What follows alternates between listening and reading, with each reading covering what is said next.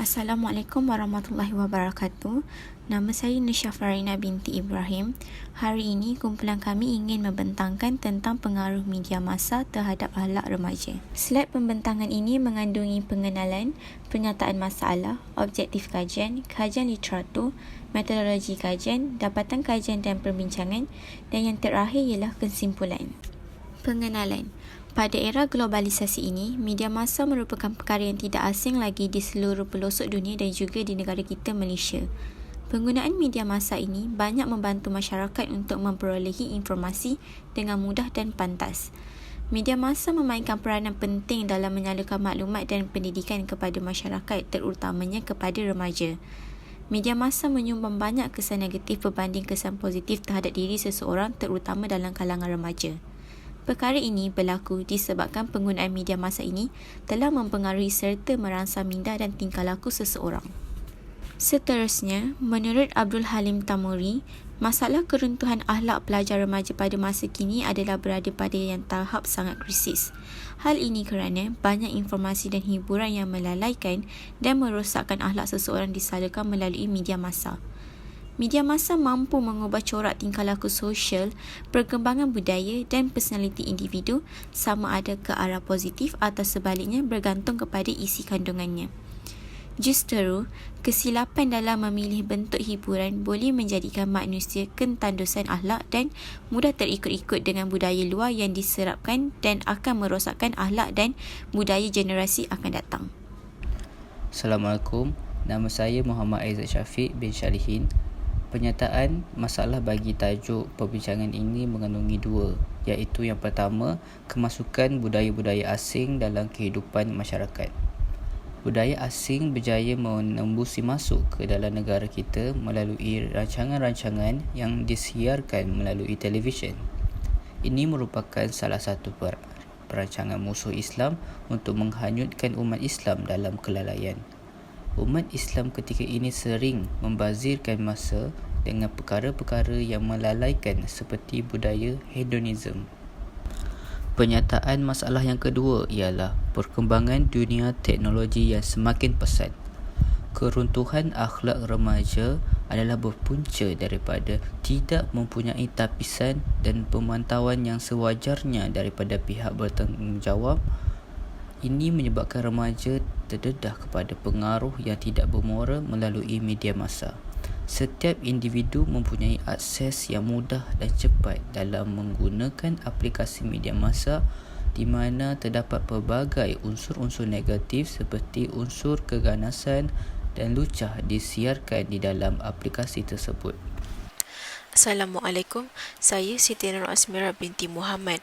Objektif kajian yang pertama ialah dapat mengetahui kesan positif dan negatif dari media massa terhadap perubahan sosial masyarakat. Yang kedua, dapat mengenal pasti pengaruh media massa terhadap perubahan sosial masyarakat di era globalisasi ini. Dan yang terakhir ialah dapat menentukan peranan dan fungsi sebenar media massa dalam kehidupan masyarakat. Kajian literatur. Media massa adalah satu bentuk kemajuan teknologi dalam bidang maklumat dan komunikasi. Pengaruh media massa berbeza dari satu individu ke individu yang lain.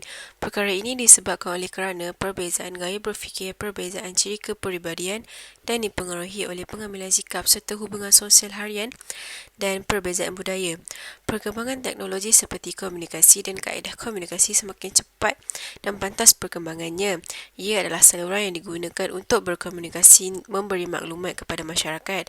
Terdapat dua jenis media massa, iaitu media elektronik dan juga media mencetak. Pada masa kini, media elektronik seperti internet merupakan saluran yang paling banyak digunakan oleh remaja kini untuk berkomunikasi ataupun menerima maklumat. Ia digunakan sebagai platform untuk berhubung dengan yang lain seperti menjadi orang ketiga di dalam perbualan. Perubahan sosial terhadap remaja terjadi kerana beberapa faktor-faktor yang mendorong perubahan itu sendiri, sama ada ianya berasal daripada masyarakat itu sendiri ataupun di luar masyarakat. Perkembangan teknologi menjadikan remaja masa kini semakin pintar dan aktif dalam menggunakan platform media massa. Akan tetapi, masih terdapat lagi remaja yang tidak mahir di dalam menggunakan media massa yang tersedia ada di era begini kerana keadaan yang tidak mengizinkan. Media massa sedikit demi sedikit telah membawa remaja masa kini menjadi model budaya baru dan mula menentukan model pemikiran budaya tingkah laku masyarakat terutama remaja. Ia boleh dikategorikan kepada dua pengaruh iaitu pengaruh yang positif dan pengaruh yang negatif. Pengaruh positif ini adalah seperti remaja akan lebih maju dan tidak ketinggalan dengan isu-isu semasa serta mendapat ilmu pengetahuan yang disiarkan sama ada di televisyen ataupun di media sosial. Mereka dapat mengetahui segala isu dengan lebih pantas dan tidak ketinggalan. Selain itu, pengaruh positif ialah dalam penggunaan telefon bimbit juga membolehkan remaja kini untuk berhubung atau berinteraksi dua hala antara satu masyarakat dengan satu masyarakat yang lain. Dan pengaruh negatif ialah media massa walaupun ia memberi maklumat dan lain-lain, namun setiap berita dan maklumat itu adalah tidak dijaminkan sama ada sahih ataupun tidak sahih. Ia juga dapat mengubah gaya hidup seseorang dari menjadi baik terus berubah menjadi yang tidak baik. Seperti contoh, di media massa terdapat penyiaran di kaca televisyen yang berunsurkan budaya negara barat yang tidak elok ditonton yang memudahkan remaja ini lebih terdedah dan terikut akan budaya barat. Akhir sekali, sama ada pengaruh positif ataupun pengaruh negatif, ia bergantung kepada satu masyarakat itu sendiri, terutamanya golongan remaja dalam menggunakan media massa di era globalisasi ini. Metodologi kajian pula merupakan kaedah pengumpulan dan pengagihan data maklumat yang dijalankan melalui pengedaran e-questionnaire. Kami menggunakan akses sumber internet bagi mendapat maklum balas daripada individu tanpa perlu bersemuka. Kami juga turut menemu bual bagi memastikan bahawa jawapan yang bakal diperolehi adalah rasional dan logik. Untuk mendapatkan data kajian ini, kajian lapangan dijalankan berdasarkan pola penempatan yang tertumpu di kawasan Lembah Kelang. Ianya jelas sesuai kerana rata-rata golongan remaja ini terdedah terhadap masalah pengaruh media massa. Di dalam metodologi kajian, terdapat pelbagai kaedah bagi memperolehi data.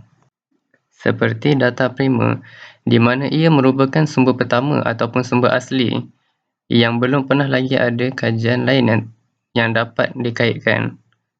Data ini merupakan kaedah yang diterima oleh individu atau perseorangan di mana ia diperolehi secara temu bual dan soal selidik. Dua komponen ini merupakan salah satu instrumen bagi mendapatkan sumber data primer. Temu bual merupakan kaedah alternatif yang diguna untuk mendapat maklum balas segera dalam bentuk perbualan secara bersemuka. Manakala soal selidik pula merupakan cara yang paling sistematik dan efisien yang boleh diguna pakai untuk memperoleh data daripada responden. Seterusnya, melayari internet. Kaedah ini dijalankan bagi mengkaji dan mengenal pasti alternatif yang sesuai diguna pakai yang boleh memberi kita data secara maya. Terdapat pelbagai perbincangan dan perbahasan aplikasi online seperti YouTube, WordPress dan lain-lain. Dan akhir sekali, data sekunder yang mengutamakan penyelidikan bahan sahsiah di mana data tersebut boleh diperolehi daripada kajian berkaitan yang dilakukan sebelum ini oleh penyelidik yang sama dalam bentuk artikel, bahan risalah, jurnal artikel, tesis, majalah dan yang sebagainya. Bagi memastikan objektif kajian kumpulan kami tercapai, kami menggunakan perolehan data soal selidik secara maya iaitu e-questionnaire dengan menggunakan platform Google Form yang jelas membuat perolehan data kumpulan kami menjadi mudah dan efisien. Terdapat kekangan faktor COVID-19 yang menyebabkan perolehan data kami terhad.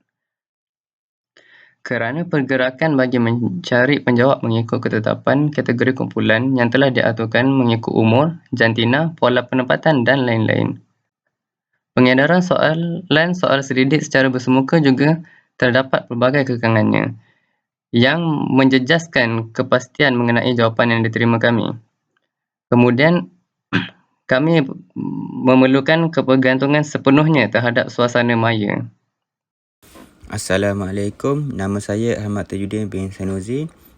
Saya akan menyambung perbentangan hari ini dengan dapatan kajian dan perbincangan. Untuk dapatan kajian, kami telah menggunakan sumber primer iaitu melalui borang soal selidik. Borang soal selidik ini diadakan kepada pelajar UiTM Shah Alam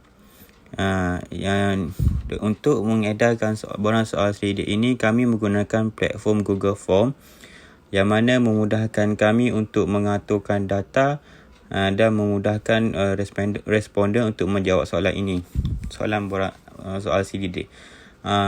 Dalam borang soal selidik kami ini terdapat 10 soalan yang berkaitan dengan tajuk kajian kami. Data yang diperoleh daripada responden telah kami analisakan.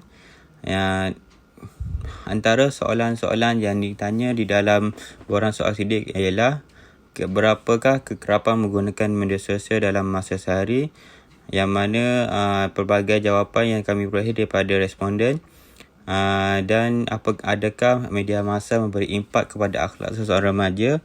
Ada responden yang jawab ya, ada yang jawab tidak, dan beberapa soalan lagi yang kami perolehi daripada responden. Dan semua soalan dan data yang kami perolehi kami telah analisakan di dalam kertas kerja kami.